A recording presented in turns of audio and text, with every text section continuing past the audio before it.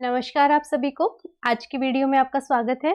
आज से हम इंटेग्यूमेंट्री सिस्टम या स्किन स्टार्ट कर रहे हैं। 2 दिन लगेंगे सिस्टम को कंप्लीट होने में, आज का और कल का। तो कंटिन्यूटी बरकरार रखिए, और जो अभी डिसकंटिन्यूटी हो रही थी इतने दिन से due to festival from my side also, तो अब हम उसको कंटिन्यू करेंगे, बशर्ते कि आप जो अगर वीडियोस देख रहे हैं आपको पसंद आ रही है तो आप ज़्यादा से ज़्यादा लाइक कमेंट कीजिएगा।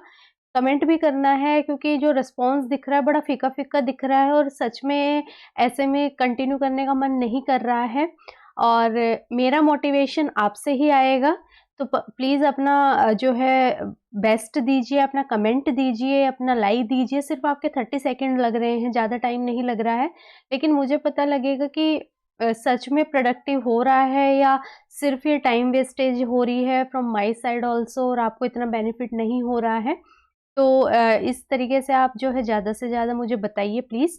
और अगर चैनल नहीं सब्सक्राइब किया है, नए यूज़र्स हैं तो सब्सक्राइब कर सकते हैं, और दूसरों को भी शेयर कीजिए यार। वो थोड़ा-थोड़ा रिस्पॉन्स आ रहा है ना वीडियोज़ पे, बिल्कुल मज़ा नहीं आ रहा है पढ़ाने में। जब बल्क देखता है और बल्क को फ़ायदा होता है ना, तब मज़ा आता है। तो वो आप जो है उसको थोड़ा-सा एनहांस कीजिए, मेरा मोटिवेशन बढ़ाइए, ताकि मैं अपनी कंटिन्यूटी ना तोड़ूँ। तो आज की वीडियो की शुरुआत करते हैं इसी नोट के साथ। स्किन है। The first question is which is the external largest organ in the body? AIIMS Raipur में क्वेश्चन आया हुआ है कि लार्जेस्ट ऑर्गन कौन सा है, intestine, liver, skin and stomach. हम जो है लिवर से कई बार कंफ्यूज कर जाते हैं, लेकिन liver is the largest internal organ. और वैसे अगर ओवरऑल बात करें इंटरनल और एक्सटर्नल की, तो सबसे बड़ा स्किन है, सेकंड इज लिवर। तो यहाँ पे external largest organ is skin, क्योंकि हम पता है ना हेड से टो तक हम स्किन से कवर्ड है, और जो स्किन है वो अलग अलग लेयर्स में डिवाइड होती है। जो सबसे टॉप मोस्ट लेयर होती है स्किन की वो एपिडर्मिस होती है, और एपिडर्मिस की भी अपनी जो है 5 लेयर्स अलग होती हैं, ठीक है। उसके बाद जो है स्किन की जो दूसरी लेयर होती है वो डर्मिस कहलाती है।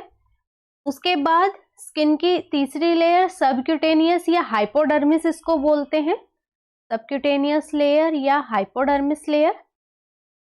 और उसके बाद आती हैं हमारी मसल्स वगैरह। तो इस तरीके से जो है ये लेयर्स में डिवाइडेड है। जब हम कल बर्न पढ़ेंगे तो यहाँ पे इन लेयर्स का महत्व रहेगा कि कौन सी लेयर तक इन्वॉल्वमेंट होने पे हम किस तरीके के बर्न को हम क्लासिफाई करते हैं। तो ये 4 तरीके की लेयर्स होती हैं। जो सबसे टॉप मोस्ट लेयर है वो अपने आप में 5 पतली पतली लेयर से डिवाइड होती है, वो हम अभी आगे आने वाले क्वेश्चन में देखेंगे। तो यहाँ एक्सटर्नल लार्जेस्ट ऑर्गन पूछा गया है, दैट इज स्किन, क्योंकि हम हेड टू टो स्किन से कवर्ड है। और सेकंड अगर लार्जेस्ट ऑर्गन पूछते हैं दैट इज लिवर, और अगर एक्सटर्नल लार्जेस्ट ऑर्गन है तो वो स्किन है, और इंटरनल लार्जेस्ट ऑर्गन पूछा गया है तो वो लिवर है, ठीक है। तो यहाँ पे कंफ्यूज नहीं होना है, क्लियर कर लेना है कि जो हमारे शरीर के अंदर प्रेजेंट है ऑर्गन, उनमें सबसे बड़ा ऑर्गन लिवर है, और जो हम ओवरऑल बात करें बाहर और अंदर दोनों की, तो वो स्किन है, ठीक है। Next is melanin responsible for skin colour is secreted in.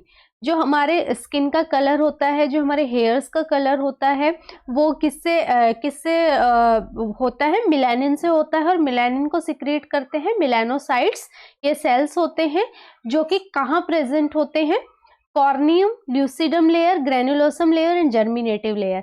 जो एपिडर्मिस की सबसे नीचे वाली लेयर होती है, जिसको जो है स्ट्रेटम बेसिलस भी बोला जाता है। बेसिलस मतलब बेस से वर्ड है ये। तो जो सबसे बेस वाली लेयर है उसको स्ट्रेटम बेसिलस या जर्मिनेटिव लेयर कहलाया जाता है। इसमें 5 से 10% जो सेल्स होते हैं वो मेलानोसाइट्स होते हैं, और ये सेल्स हमारे हेयर को, स्किन को कलर प्रोवाइड करने के काम आते हैं। तो इंसान का कितना काला या गोरा होना वो डिपेंड करता है कि कितना मिलानिन जो है वो सिक्रेट कर रहे हैं, और किस हद तक मिलानिन जो है वो आपकी स्किन में शो हो रहा है।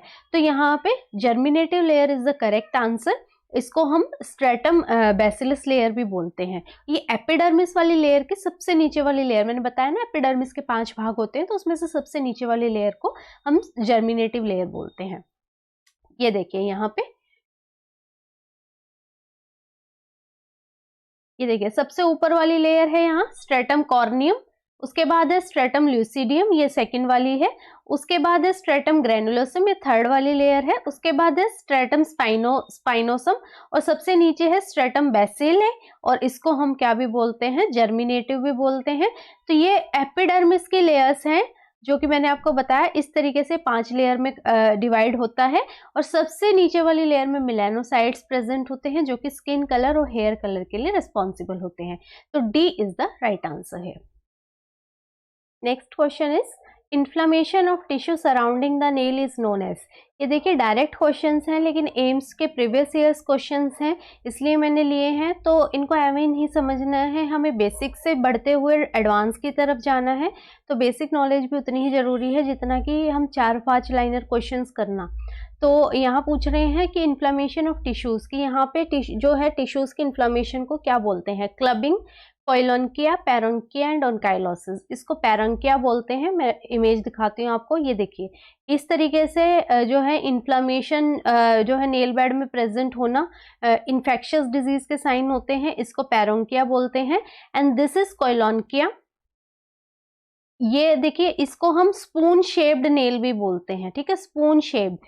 स्पून कैसी होती है, स्पून बीच में डिप्रेशन होता है, साइड से एलिवेशन होता है, इसी तरीके से यहाँ नेल है। ये देखिए ऊपर आगे पीछे से जो है साइड से ये उठा हुआ है और बीच में इसमें डिप्रेशन है, तो इसको स्पून शेप नेल भी बोला जाता है। And this is कोइलोनकिया।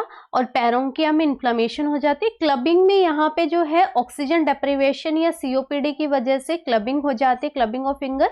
एंड ऑनकोलाइसिस का मतलब है कि नेल का अपने नेल बेड से हटना, ठीक है। जब नेल अपने नेल बेड से सेपरेट हो जाता है कुछ पार्ट ऑफ द नेल, उसको हम ऑनकोलाइसिस बोलते हैं। एंड यहाँ इन्फ्लेमेशन को हम बोलते हैं पेरोनकिया। Next, when a baby loses heat due to contact with the colder subject, it is known as heat loss through process of which of the following। यहाँ पे कह रहा है कि अगर एक बच्चा पैदा होते ही हीट लॉस कर रहा है क्योंकि हमने उसको एक ठंडे सतह पे लेटा दिया है, तो उसको हम क्या टर्म करते हैं, conduction, evaporation, convection and radiation. यहाँ पे हम जब कंडक्शन की बात करते हैं, कंडक्शन का मतलब होता है कि दो सरफेसेस में क्या होना चाहिए, कांटेक्ट होना चाहिए। तो क्या होता है कि जो टेम्परेचर है वो एक जो हायर टेम्परेचर से लोअर टेम्परेचर की तरफ मूव करता है, ठीक है। तो अगर हम बच्चे को ठंडे सरफेस पे लेटा देंगे, बेबी अभी वार्म है उसकी बॉडी, तो जो उसका बॉडी का टेम्परेचर है वो किधर की तरफ जाएगा, वो ठंडे सरफेस की तरफ जाएगा और उसकी बॉडी की हीट लॉस होगी। तो उस प्रोसेस को हम बोलते हैं कंडक्शन। इवेपोरेशन का मतलब आपको पता है कि जो लिक्विड है वो इवेपोरेट होके बॉडी को ठंडा कर रहा है। कन्वेक्शन का मतलब होता है कि एयर करंट, अगर बच्चा लेटा हुआ है, विंडो खुली है, फैन चल रहा है, तो जो एयर करंट से उसकी जो हीट लॉस हो रही है उसको हम बोलते हैं कन्वेक्शन। एंड रेडिएशन में जरूरी नहीं है कि एक सरफेस दूसरे से कांटेक्ट में हो, जैसे कि माइक्रोवेव ओवन, ठीक है। माइक्रोवेव ओवन में क्या है, हम खाना रख देते हैं, वो हीट से डायरेक्ट कांटेक्ट में नहीं है, लेकिन due to the radiation effect वो क्या हो रहा है, टेम्परेचर उसका चेंज हो रहा है। सेम अगर हम धूप में बैठते हैं तो हमारी बॉडी क्या हो जाती है, गर्म हो जाती है। तो ऐसा तो नहीं है कि हम सन से टच होके बैठे हैं, लेकिन जो रेडिएशंस आ रही हैं वो क्या कर रही हैं, वो टेम्परेचर को एलिवेट करने में हेल्प कर रही हैं, तो वो होती है हमारी रेडिएशन। यहाँ पे ये कंडक्शन है जहाँ पे डायरेक्ट कॉन्टैक्ट होने से। दूसरा एग्जाम्पल ले लीजिए कि हमने हाथ में बर्फ ली, हमारा हाथ गर्म था तो हमारे हाथ से हीट गई कहाँ पे, बर्फ की तरफ, और उसने बर्फ को पिघला दिया। सेम बर्फ से फिर जो है ठंड आ गई कहाँ, हमारे हाथ की तरफ, उसने हमारे हाथ को ठंडा कर दिया। तो ये है कंडक्शन। और कन्वेक्शन जब एयर करंट की वजह से जो है हीट लॉस होता है। इवेपोरेशन क्या है, इवेपोरेशन जो बॉडी का लिक्विड है जब वो इवेपोरेट होके बॉडी को कूल डाउन करता है। एंड रेडिएशन जहाँ पे डायरेक्ट कॉन्टैक्ट की जरूरत नहीं है, लेकिन जो रेडिएशंस है, आती हुई रेडिएशन है, वो उसको क्या कर सकती हैं, वो उसको टेम्परेचर को चेंज कर सकती हैं। तो यहाँ पे this is conduction. Next, while examining the nail of the patient, you find that there are transverse depression in the nails that there are transverse depression indicating temporary disturbance in the nail growth. What are these depression known as? ये कह रहा है कि nail देख रहे हैं ना, तो नेल में आपको एक टेम्परेरी डिप्रेशन जैसा बीच बीच में लाइंस दिख रही हैं, तो उसको हम क्या बोलते हैं, ब्यूज लाइन, कैलेंकिया, splinter haemorrhage and paronychia. Koilonychia आपने देख लिया, कोइलोंकिया क्या होता है, स्पून शेप्ड नेल, मैंने अभी पिछले क्वेश्चन में बताया है, तो ये नहीं होगा। ठीक है, पैरोंकिया भी आपने देख लिया क्या है, inflammation around the nail bed tissues, तो ये भी नहीं होगा। स्प्लिंटर हेमरेज का क्या मतलब है कि लाइंस तो नहीं दिखेंगी, वहां पे क्या होगा, पटेके टाइप दिखेंगे। अगर ये नेल है तो इस तरीके से छोटा छोटा दिखाई देगा। ये क्यों होता है, स्प्लिंटर हेमरेज होता है, जो नेल्स में छोटी छोटी कैपिलरीज है ना, अगर उनमें कोई क्लोट आ जाता है तो ये होता है। And splinter haemorrhage is very much seen in case of endocarditis. जब वॉल्वुलर डिजीज होती हैं तब स्प्लिंटर हेमरेज प्रेजेंट होता है। इसको गांठ बांध लीजिए, किसी भी तरीके से क्वेश्चन पूछ सकते हैं कि एंडोकार्डाइटिस में जो है कौन सा साइन प्रेजेंट होता है, splinter haemorrhage is present in endocarditis. और होता क्या है, छोटी छोटी कैपिलरीज में क्लोट के फंसने से रप्चर हो जाना उन कैपिलरीज का स्प्लिंटर हेमरेज कहलाता है। ये जो लाइंस होती हैं, these lines are known as Beau's line. ये देखिए, इस तरीके का डिप्रेशन जो है नेल्स में प्रेजेंट होता है, दीज आर ब्यूज लाइन। ये कोई ट्रॉमा, इन्फ्लेमेशन, इन्फेक्शन इंडिकेट कर सकता है। और यहाँ पे इस तरीके के जो हेमरेज प्रेजेंट है नेल में, इसको हम बोलते हैं splinter haemorrhage. Next, when the patient's own skin is taken from donor area and graft to recipient area is called. देखिए, ग्राफ्टिंग क्या होता है, ग्राफ्टिंग एक प्रोसीजर है जहां पे हम कोई बॉडी का एक भाग लेके दूसरे भाग पे ट्रांसफर करते हैं, या फिर किसी और की बॉडी से, जैसे किडनी ट्रांसप्लांट हो गया, वो किसी और से हम ऑर्गन ले रहे हैं। तो इसी तरीके से जब एक ऑर्गन या एक पार्ट ऑफ ऑर्गन जब हम ट्रांसफर करते हैं, उसको हम ग्राफ्टिंग बोलते हैं।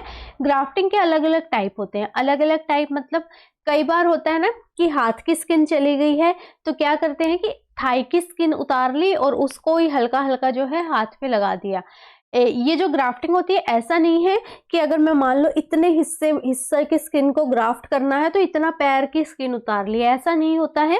क्या करते हैं कि थोड़ा सा पार्ट लेते हैं और उस पार्ट को ना, एक मशीन होती है, उससे छेद छेद करके उसका सरफेस एरिया बढ़ा देते हैं और उसको फिर लगाते हैं। वो क्या है कि वो अपनी जो बंदे की इंडिविजुअल स्किन ग्रोथ है उसको एनहेंस करने के काम करता है। तो यहाँ पे क्या है कि अलग अलग टाइप है। ऑटो का मतलब क्या होता है, सेल्फ। तो ऑटो का तो मतलब साफ साफ दिख रहा है कि अपनी ही बॉडी से ग्राफ्ट एक जगह से लेके दूसरे जगह को लेने को हम क्या बोलते हैं, ऑटोग्राफ्ट बोलते हैं। और ये ऑटोग्राफ्ट जो है, यहाँ पे ये ऑटोग्राफ्ट ही आंसर है इसका, क्योंकि डोनर एरिया एक जगह से दूसरी जगह पे ट्रांसफर किया गया है। जीनोग्राफ्ट होता है जब हम अलग अलग जो है स्पीशीज से, जीनोग्राफ्ट का मतलब है जब हम अलग स्पीशीज से जो है ग्राफ्टिंग लेते हैं। जैसे एनिमल से अगर हमने ग्राफ्ट लिया है तो वो जीनोग्राफ्ट है। एलोग्राफ्टिंग का मतलब है कि जब हम जो है सेम स्पीशीज, जैसे इंसान को ही दे रहा है लेकिन कोई दूसरा इंसान है, तो जब हम एलोग्राफ्टिंग की बात करते हैं तो एलोग्राफ्टिंग का मतलब है कि कोई सेम स्पीशीज से जो है हम ग्राफ्ट ले रहे हैं। एक होता है आइसोग्राफ्ट। आइसोग्राफ्टिंग होता है जब हम ट्विंस के केस में, जब ट्विंस होते हैं, जब वो देते हैं ग्राफ्टिंग, तो हम उसको बोलते हैं आइसोग्राफ्ट। तो यहाँ पे ये ए आंसर होगा इसका। Next, the graph exchange between members of genetically unrelated animals of same species. ये सेम स्पीशीज की बात आ गई है, ठीक है, कि स्पीशीज सेम है, ठीक है, लेकिन यहाँ पे हम क्या कर रहे हैं, मतलब ग्राफ्ट एक इंसान से दूसरे इंसान को दे रहे हैं लेकिन स्पीशीज सेम है, तो इसको हम क्या बोलते हैं, एलोग्राफ्ट बोलते हैं। आइसोग्राफ्ट मैंने बताया आपको ट्विंस के केस में, और एनिमल्स के केस में दिस इज जीनोग्राफ्ट। और हेट्रोग्राफ्ट भी, हेट्रोग्राफ्ट जो है, हेट्रोग्राफ्ट is another name for xenograft, ठीक है, हेट्रोग्राफ्ट is another name for xenograft. Next, a woman with infertility receives an ovarian transplantation from her sister who is an identical twin.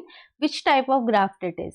ये graft क्या होता है, इसको क्या बोलते हैं, आइसोग्राफ्ट बोलते हैं, क्योंकि मैंने पिछले दोनों क्वेश्चंस में बताया कि ट्विंस से, जब आइडेंटिकल ट्विंस से ग्राफ्ट लिया जाता है उसको क्या टर्म करते हैं, isograft. Next, the nurse is preparing to give a tepid bath and use a bath thermometer to test the water temperature. What is the acceptable range for tepid bath?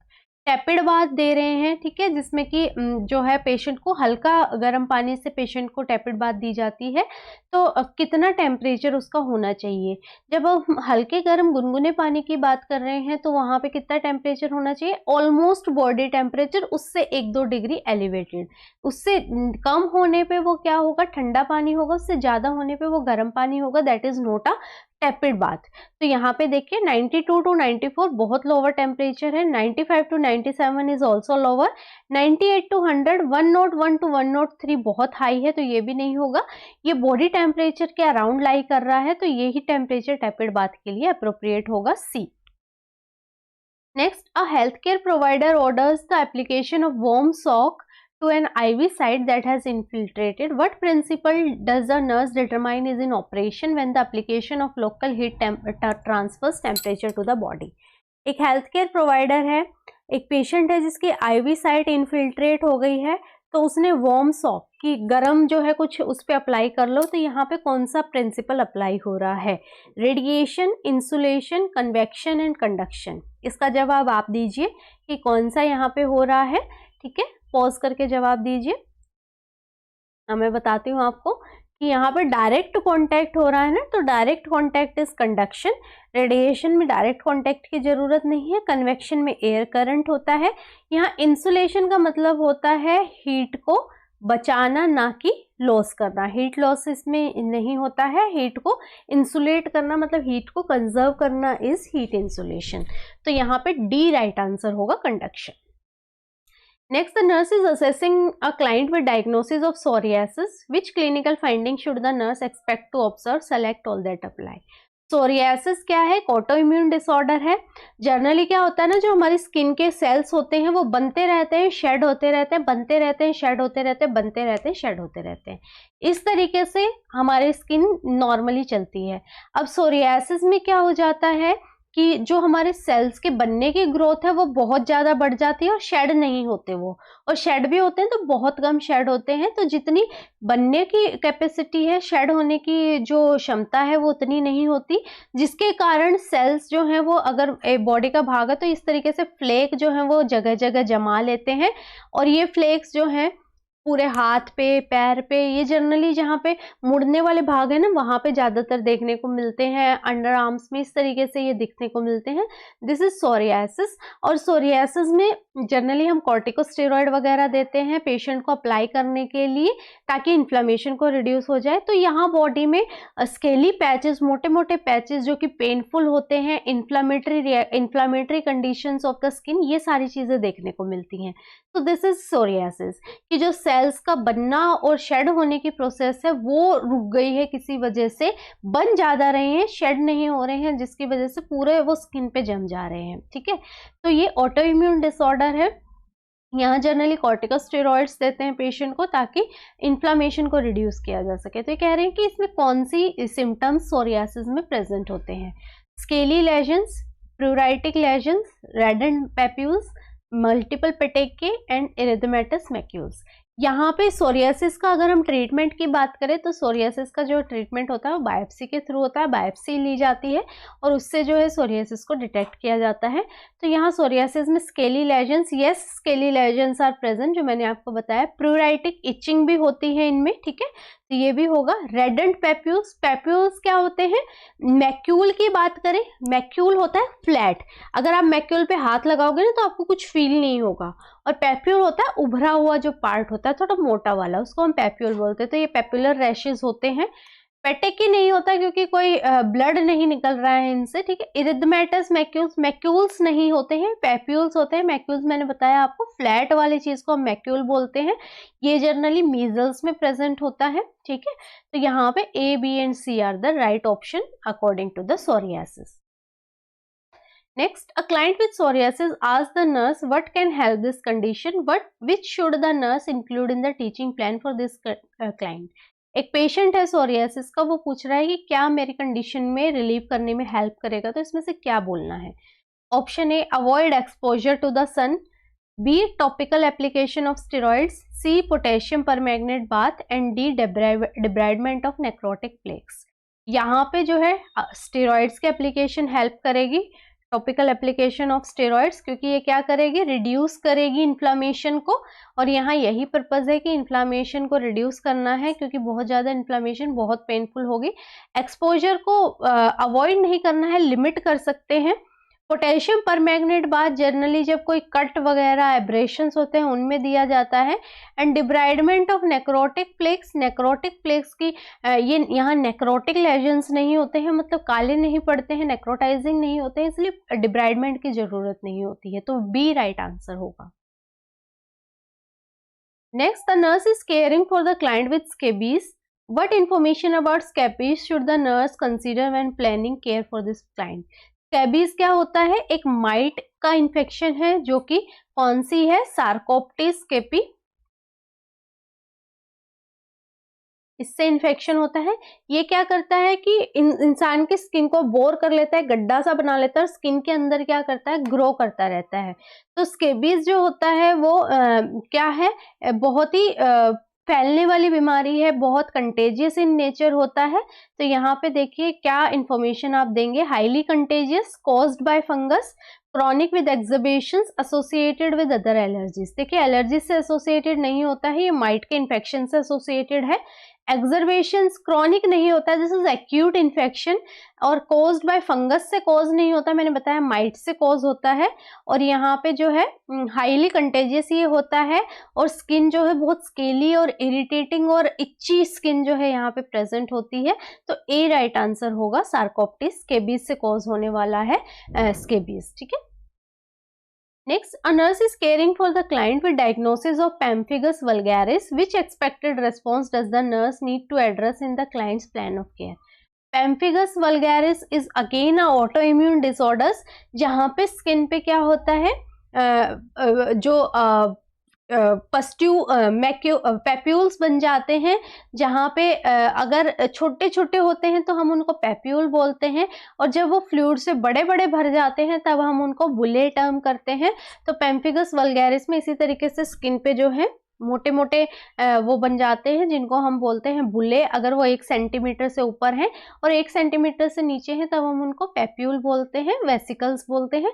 तो यहाँ पे पेम्फिगस वल्गैरिस हो गया है, तो कौन सा expected response है जो नर्स एड्रेस करेगी, paralysis, infertility, skin lesions and impaired digestion. Pemphigus vulgaris is associated with skin, तो C skin lesions is the correct answer, जहाँ पे बुले जो है या फिर वेसिकल्स फॉर्म हो जाते हैं, फ्लूइड फिल्ड लेजन्स जो है वो प्रेजेंट होते हैं स्किन में। Next, a nurse is interviewing a client who was diagnosed with systematic lupus erythematosus. Which common response to the disease can the nurse expect the client to exhibit? Select all that apply. Systemic lupus erythematosus is also a autoimmune disorder. Autoimmune disorders कौन से होते हैं, जहाँ पे हमारी immunity ही हमारे sales को क्या करने लग जाती है, डैमेज करने लग जाती है। सिस्टमेटिक ल्यूपस इरिथमेटस जो है वो किसी भी भाग को अफेक्ट कर सकता है, being a kidney, being a brain, being a lung, जो है बीइंग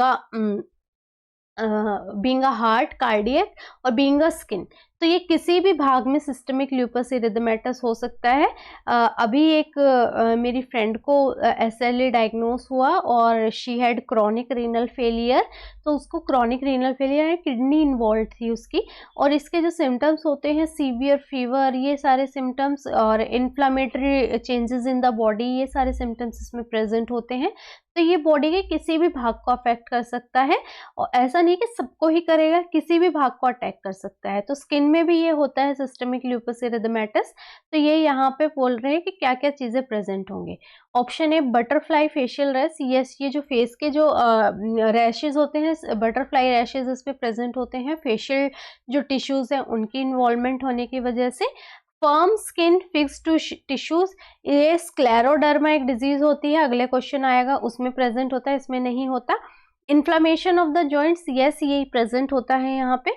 मसल मास डिजनरेशन, ये डिस्ट्रॉफी वगैरह में प्रेजेंट होता है, यहाँ पे नहीं। And inflammation of small arteries भी इसमें नहीं होता है, ये रेनॉल्ड्स फिनोमिना वगैरह में होता है। तो A and C are the right option here. Next, the nurse is providing counseling to the client with diagnosis of SLE. What recommendations are essential for the nurse to include? SLE है patient को, तो कौन सी चीज diet में include करनी है, मतलब कौन सी उसको इंफॉर्मेशन देनी है? Eat food high in vitamin C, yes ये देने हैं, क्योंकि ये कोलेजन जो रप्चर हो रहा है इस डिजीज में, कोलेजन को बनाने में हेल्प करता है, तो ये हम देंगे। Take your body temperature daily, yes देना है, क्योंकि फीवर इसमें होता है। Balance period of rest and activity, क्योंकि क्या है, मसल फटीग यहाँ पे प्रेजेंट होता है, तो रेस्ट भी करना है और एक्टिविटी भी देनी है ताकि जॉइंट्स कॉन्ट्रैक्चर्स भी ना हो। Use a strong soap, strong soap नहीं, यहाँ बहुत ही माइल्ड सोप यूज करने के लिए बोलते हैं। And expose the sun to as often as possible, expose नहीं, लिमिट करने के लिए यहाँ पे बोला जाता है। तो A, B and C are the options which should be included in the teaching of the client with SLE. Next, the client newly diagnosed with scleroderma states, where did I get this from? The nurse best response is, although no cause has been determined, it is thought to be the result of. Scleroderma क्या होता है, जो connective tissues होते हैं उनका disorder है, जो connective tissue degenerate हो जाते हैं। और यहाँ पे जो अगर पेशेंट्स की स्किन देखोगे ना, तो यहाँ पे मम्मीज जो होते हैं ना, मम्मीज जैसी स्किन फेस हो जाता है, पूरा खिंचा हुआ और एकदम से वैक्सी अपीयरेंस वाला फेस हो जाता है, मास्क लाइक अपीयरेंस वाला फेस हो जाता है। और अगर हाथ भी देखेंगे तो शाइनी और एकदम टाइट टाइट हाथ, जैसे वैक्स है, जैसे मोम के हाथ बने हुए होते हैं, इस तरीके के प्रेजेंस जो है स्क्लेरोडर्मा में होती है। तो ये इसका क्या रीजन होता है? Auto immunity, ocular motility, increase amino acid and defective sebaceous gland. यहाँ पे ये ऑटो इम्यून डिजीज होता है। स्किन के जो मोस्टली डिजीज है ना, वो ऑटो इम्यून डिजीज में रिजल्ट करती हैं। ऑटो इम्यून होती है कि हमारा इम्यून सिस्टम हमारे स्किन सेल्स को डैमेज कर रहा है, तो यहाँ ए राइट आंसर होगा, auto immunity. Next, a nurse is assessing a client with diagnosis of scleroderma for the sign of CREST syndrome. What clinical indicators should the nurse expect to identify? जो scleroderma होता है उसमें एक crest syndrome होता है। Crest syndrome का मतलब है, सी का मतलब है कैल्शियम डिपोजिशन, आर का मतलब होता है रेनॉल्ड्स फिनोमिना। रेनॉल्ड्स फिनोमिना होता है जो हमारी स्किन पे जो कैपिलरीज हैं उनमें ब्लड का ना पहुंचना, कोई टाइनी क्लोट्स होने की वजह से, जो एक्सट्रीम कोल्ड कंडीशंस में भी ऐसा हो सकता है कि वेजो कंस्ट्रिक्शन होने की वजह से जो है ब्लड नहीं जा रहा है वहां पे, जिसकी वजह से सीवियर पेन, डिकलरेशन, ये सारे सिम्टम्स प्रेजेंट होते हैं, ये Raynaud's phenomena. Then E for oesophageal disease, ये इसोफेजियल रिफ्लक्स वगैरह होता है, तो oesophageal disorder. Then S for sclerodactyly, कि जो हाथ होते हैं ना वो बहुत ही tightening of the fingers present होती है। एंड टी फॉर टेलेंजियोटेसिस, ये जो है क्या कि जो छोटी छोटी हमारी कैपिलरीज हैं उनका टूट जाना, वहां पे रप्चर हो जाना, तो ये सारी चीजें क्रेस्ट सिंड्रोम में होती हैं। तो ये देखिए, joint pain is not although present in scleroderma but not present in the crest syndrome, तो ये नहीं होगा। मास्क लाइक फेसेस, ये प्रेजेंट होता है स्क्लेरोडर्मा में, लेकिन क्रेस्ट सिंड्रोम में ये सारी पांचों चीजें आती है, तो ये नहीं होगा। इसोफेजियल रिफ्लक्स होगा, यस। स्पाइडर लाइक हेमेंजियोमास भी होंगे। स्पाइडर लाइक हेमेंजियोमा टेलेंजियोशिटिका की वजह से कि जो छोटी छोटी कैपिलरीज है वो रप्चर हो गई हैं, तो जो पूरा लाल लाल इस तरीके से वहां पे वेब दिखाई दे रहा है हाथों में। और ये एपिसोड ब्लैंचिंग ऑफ फिंगर्स, ये रेनॉल्ड्स फिनोमिना की वजह से होगा कि वहां पे ब्लड ना पहुंचने की वजह से ब्लैंचिंग होगी। तो यहाँ C, D and E are the right option, जो क्रेस्ट सिंड्रोम में प्रेजेंट होते हैं। Next, a client with a state 4 IV pressure ulcer is to receive 0.22 gram of zinc sulfate by mouth. Each tablet contain 110 mg. How many tablets should be administered? तो सीधा formula लगाएंगे कि dose required by dose in hand. तो यहाँ dose required कितनी है? 0.22 ग्राम है, इसको हम mg में कन्वर्ट करेंगे, इंटू 1000 कर देंगे, तो ये कितना हो गया? 220 mg हो गया। तो dose required is 220 mg, dose in hand is 110, 110, तो यहाँ पे 2 टैबलेट्स हमें देना होगा, B is the right answer. Next, the client is admitted for malignant melanoma that was diagnosed during the routine examination. For which preferred treatment does the nurse expect the client to be scheduled? Malignant melanoma है। Malignant melanoma जो है बहुत तेजी से फैलने वाला होता है और वो जो आई में डिटेक्ट हुआ है, तो क्या करेंगे इसमें से? रेडिएशन, ई न्यूक्लिएशन, क्रायोसर्जरी, कीमोथेरेपी। ई न्यूक्लिएशन मतलब रिमूवल ऑफ आईबॉल जो है उसको पूरे को रिमूव कर देंगे ताकि जो है दूसरे पार्ट्स में ये ट्रांसफर ना हो, तो E enucleation is the treatment of choice.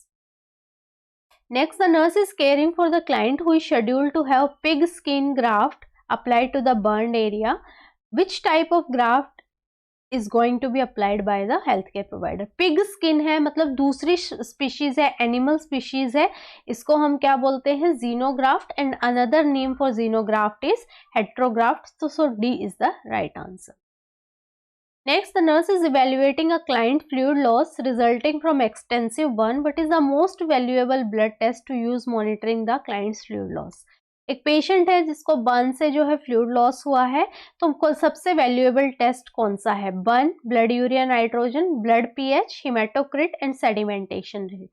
अब कुछ सोचिए, जो हमारा ब्लड होता है उसमें प्लाज्मा होता है जो कि पूरा फ्लूइड होता है, और बाकी होता है सेल्स। जो हमारे 55% ब्लड है वो प्लाज्मा होता है, 45% ब्लड में सेल्स होते हैं। तो जब ये सारा निकल जाता है तो ये सेल्स ज्यादा हो जाएंगे ऑब्वियसली, क्योंकि ये तो सारा चला गया, जो अभी घुले हुए चीज की मात्रा थी वो तो चला गया। अगर एक ग्लास में नमक घोलते हैं तो जब पूरा पानी अगर एक तरीके से निकल गया है तो वह नमक बच गया, तो अब तो वो नमक ज्यादा ही दिखेगा। तो सेम वे द सेल्स तो अब ज्यादा ही दिखेंगे क्योंकि फ्लूइड लॉस हो गया है। तो ये क्या है? हिमेटोक्रिट का बढ़ना ये शो करेगा कि फ्लूइड लॉस हुआ है, क्योंकि हिमेटोक्रिट एकदम से बहुत एलिवेट हो गया। जो घुला हुआ था वो अब जो है सीधा, अगर एसिड देखते हैं, एसिड अगर घुला हुआ होता है तो उतना नहीं पता लगता, लेकिन अगर प्योर फॉर्म में होता है तो एकदम से जला देता है। सेम हिमेटोक्रिट का भी अगर हम यहाँ देखेंगे तो हिमेटोक्रिट जब घुला हुआ था तब तक तो उसने इतना कुछ नहीं दिखाया था, लेकिन जब वो पूरा फ्लूइड निकल गया तो एकदम से वो बढ़ गया है। तो इसी तरीके से हिमेटोक्रिट का बढ़ना इस चीज को सोचते हुए इज विल शो कि क्लाइंट का फ्लूइड लॉस एक्सटेंसिव है। Next, the nurse is conducting a session about the principle of first aid and discussing the intervention for snake bite to the extremity. The nurse should inform those attending the session that first priority intervention in the event of this occurrence is which action. एक patient है जिसको snake bite हुआ है, ठीक है, तो nurse क्या बताएगी कि इसमें प्रायोरिटी क्या रहेगी? Option A, immobilize the affected extremity, B, remove jewellery and constricting cloth, C, place the extremity in a position so that it is below the level of heart, and D, move the victim to the safe area away from the snake and encourage the victim to rest. अब जब कई बार आपने सुना होगा ना कि जो snake अगर बाइट कर लेता है और हम भाग रहे हैं, ठीक है, तो वो क्या है? सर्कुलेशन तेज हो रही है, जो वेनम है वो पूरे तेजी से बॉडी में फैलता है। तो स्नेक बाइट के टाइम पे और एंजाइटी में भी ऐसा होता है कि ऑक्सीजन डिमांड बढ़ जाती है, और ऑक्सीजन डिमांड बढ़ रही है तो क्या हो रहा है? स्नेक वेनम ऑलरेडी प्रेजेंट है, तो वो ऑलरेडी क्या करेगा? उस पर वर्स्ट इफेक्ट प्रोड्यूस करेगा बॉडी पे। तो यहाँ पे जो सबसे प्रायोरिटी रहेगी वो मूव करना है क्लाइंट को और रेस्ट करने के लिए, ताकि ऑक्सीजन की डिमांड को घटाया जा सके और ऑक्सीजन की डिमांड सर्कुलेशन को सही किया जा सके, ताकि जो वेनम है वो बहुत जल्दी से सर्कुलेट ना हो। तो सबसे first priority is the D. फिर क्या करेंगे कि कोई कंस्ट्रिक्टिंग ज्वेलरी वगैरह नहीं होना चाहिए, और ये भी करेंगे कि लेवल ऑफ हार्ट से नीचे रखना है, और इमोबिलाइज भी करेंगे अफेक्टेड एक्सट्रीमिटी को, लेकिन जो प्रायोरिटी की बात है वो डी रहेगी। Next, the client is being admitted to the hospital for treatment of acute cellulitis of the lower left leg. During the admission, the nurse expect to note which finding? Cellulitis है, cellulitis जो है inflammation है, तो यहाँ पे कह रहा है कि क्या प्रेजेंट होगा? सेल्यूलाइटिस में जो पूरा रेड एंड एक्सट्रीमिटी दिखाई देती है, पूरा स्केली रेड एंड एक्सट्रीमिटी जो है सेल्यूलाइटिस में प्रेजेंट होती है, तो क्या इसमें एडमिशन असेसमेंट में नर्स एक्सपेक्ट करेगी? Option A, inflammatory inflammation of the epidermis only, it is not the only epidermis which is involve, तो ये नहीं होगा। Skin infection of dermis and underlying hypodermis, ये होगा कि यहाँ डर्मिस और सबक्यूटेनियस लेयर जो है हाइपोडर्मिस दोनों इन्वॉल्व होती हैं। Acute superficial layer of dermis and lymphatic system इसमें इन्वॉल्व नहीं होता है, तो सी एंड डी ऑप्शन नहीं होंगे, B is the right option कि डर्मिस और हाइपोडर्मिस या subcutaneous layer is involve in the cellulitis. Next, the clinical nurse assesses the skin of the client with psoriasis after the client has used a new topical treatment for 2 months. The nurse identify what characteristics as improvement. अगर उस psoriasis है और 2 महीने से वो जो है topical treatment ले रहा है तो कौन सा इसमें से इम्प्रूवमेंट दिखेगा? Option A presence of stray, जो स्ट्रे है उसकी प्रेजेंस नहीं होगी, ठीक है, स्ट्रे की प्रेजेंस होना is not a good thing. तो पाल्पेबल रेडियल पल्सेस जो है सोरियासिस में ऐसा नहीं है कि अनपाल्पेबल हो जाती है, तो ये भी नहीं होगा। Present absence of any ecchymosis on the extremities, extremities में इकाइमोसिस जो है वो सोरियासिस में प्रेजेंट नहीं होता है। Thinner and decrease in number of reddish papules, ये होगा कि जो हमारे स्किन में पैचेस थे पेप्यूल्स से उनका कम हो जाना, and scarce amount of silvery white patches on the arm, ये होगा। ये दोनों चीजें जो है सोरियासिस में प्रेजेंट होती है और इनका कम हो जाना इंडिकेट करेगा कि जो ट्रीटमेंट दे रहे हैं वो ठीक ठाक है, तो D and E are the right option. Next, clinical nurse notes that the healthcare provider has documented a diagnosis of herpes zoster shingles on the client's chart. Based on understanding of the cause of this disorder, the nurse determined that the definitive diagnosis was made by which of the following test? Shingles, herpes zoster, ये क्या होता है? एक secondary infection होता है किससे?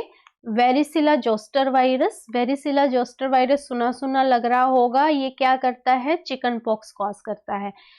जब बचपन में चिकन पॉक्स होती है ना, तो ये जो वेरिसिला जोस्टर वायरस है ठीक होने के बाद बॉडी में डोरमेंट पड़ा रहता है, ऐसे ही पड़ा रहता है, और जब इसको दोबारा कंडीशन मिल रही है कोई ग्रो करने की या अपना रूप दिखाने की, तब ये सेकेंडरी इन्फेक्शन के रूप में हर्पिस जोस्टर शिंगेल्स कोज करता है, ठीक है। तो यहाँ पे शिंगेल्स को डायग्नोस करने के लिए कल्चर टेस्ट करते हैं, जो वेसिकल्स बने हुए हैं, फ्लूइड फील्ड लेजन्स हैं, उनका diagnostic culture and sensitivity test किया जाता है, जिससे कि इसको इस वायरस की प्रेजेंस को कंफर्म किया जाता है।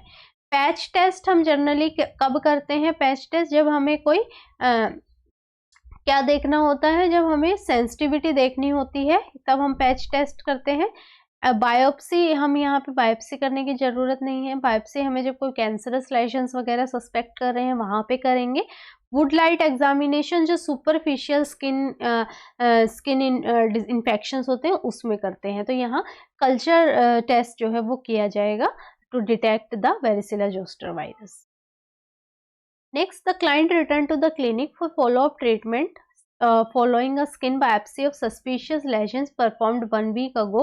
Biopsy report indicate lesion is a melanoma. The nurse indicates that melanoma has which characteristics? Select all that apply. मिलेनोमा मिला है स्किन बायोप्सी करने पे, तो कौन से कैरेक्टरिस्टिक्स होते हैं? Lesions is painful to touch.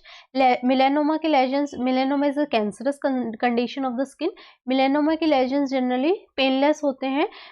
Lesions is highly metastatic, yes, जो दूसरे भागों में फैलने की क्षमता है इनकी बहुत ज्यादा होती है। It is a nevus that has change in colour, yes, जो कलर है वो भी इसमें जो है चेंज होता है। Then skin under the lesions is reddened and warm to touch, ऐसा नहीं होता है। Then lesions occur in the body area expose to the outdoor sun, ये जरूरी नहीं है कि सन से एक्सपोज्ड एरिया में, एनीवेयर दे कैन अकर, तो B and C are the right options. Next, a client arriving at the emergency department has experienced frostbite to the right hand. Which finding will be present? Frostbite हुआ है, ठीक है, extreme cold condition की वजह से ऐसा होता है, तो इसमें से कौन सी कंडीशन होगी? पिंक एडिमेटस है, पिंक तो नहीं होगा यहाँ पे। Fiery red skin with oedema in the nail beds, red skin तो नहीं प्रेजेंट होगी।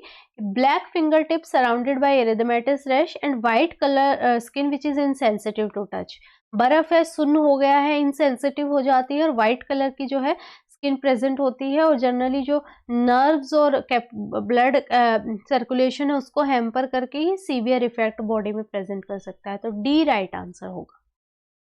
Next, the evening nurse reviews the nursing documentation in the client chart and notes that the day nurse has documented stage 2 pressure ulcer. Which finding would the nurse expect? देखो pressure ulcers जो होते हैं जहाँ पे हमारे pressure वाले भाग होते हैं, जैसे ये हो गया, ठीक है, सैक्रम हो गया, जब patient heel of the heel हो गया, तो जो पेशेंट लॉन्ग टर्म तक एक ही पोजीशन में लेटा रहता है, तो ये प्रेशर पॉइंट्स होते हैं जिन पे क्या हो सकता है, जो इजीली ब्लेंच कर सकते हैं, इजीली यहाँ पे सोर्स प्रेजेंट हो सकते हैं। तो ये जो इनके लिए हम क्या करते हैं, प्रेशर रिलीव इक्विपमेंट्स यूज करते हैं। तो यहाँ ये कह रहा है कि स्टेज 2 अल्सर क्या इन्वॉल्व करेगा, intact skin, full thickness skin loss, exposed bone and tendons and partial thickness skin loss of dermis. Stage 1 में सिर्फ एपिडर्मिस अपर लेयर इन्वॉल्व होती है, स्टेज 2 में डर्मिस तक ये पहुंच जाता है, तो डी राइट आंसर होगा। इंटैक्ट स्किन तो यहाँ नहीं होती है। फुल थिकनेस स्किन लॉस जो है ये स्टेज 3 होता है, एंड स्टेज 4 में जो है मसल्स वगैरह भी दिखने लग जाती हैं नीचे की, तो ये डी राइट आंसर होगा कि डर्मिस तक ही पहुंच गया है। Next, salicylic acid is prescribed for the client with diagnosis of psoriasis. The nurse monitor the client knowing that the which finding indicate the presence of systemic toxicity.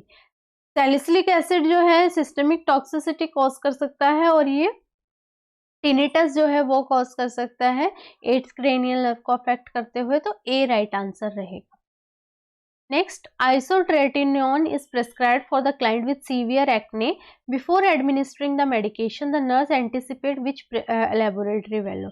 Isotretinoin जो है acne के case में जब use करते हैं, ये triglyceride levels पे effect डालती है, तो हमेशा जो है ट्राइग्लिसराइड लेवल्स को मॉनिटर करना बहुत जरूरी है, तो बी राइट आंसर रहेगा ट्राइग्लिसराइड लेवल। बाकी तीनों पे इसका कोई इफेक्ट नहीं होता है।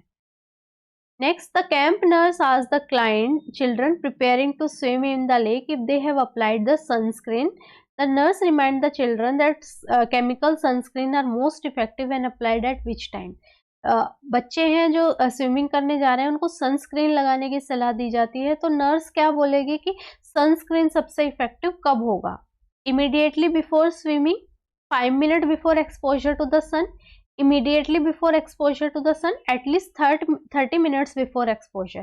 ये कम से कम आधे घंटे तक लगानी है ताकि जो है अंदर तक की सनस्क्रीन पहुंच जाए और जो इफेक्ट है इसका वो आ जाए, और सून आफ्टर द स्विमिंग भी हम दोबारा रीअप्लाई करने के लिए बच्चों को बोलेंगे, तो डी राइट आंसर रहेगा। तो this was all about for today. I hope आपको समझ में आया हो। ठंडा ठंडा रिस्पॉन्स नहीं देना है, लाइक कमेंट जरूर करके बताना है कि आपको बेनिफिट हो रहा है या नहीं हो रहा है, तभी मैं सच में आगे बढ़ पाऊंगी जब मुझे लगेगा कि बेनिफिट हो रहा है, नहीं तो ये टाइम वेस्ट करने से कोई फ़ायदा नहीं है सच। तो आप ज़्यादा से ज़्यादा मात्रा में लाइक कमेंट करिएगा और दूसरों से शेयर कीजिएगा ताकि ज़्यादा ऑडियंस जुड़े, जो है पढ़ाने में मज़ा आए। और अगर चैनल नहीं सब्सक्राइब किया है तो आप सब्सक्राइब कर सकते हैं for more videos. Thank you.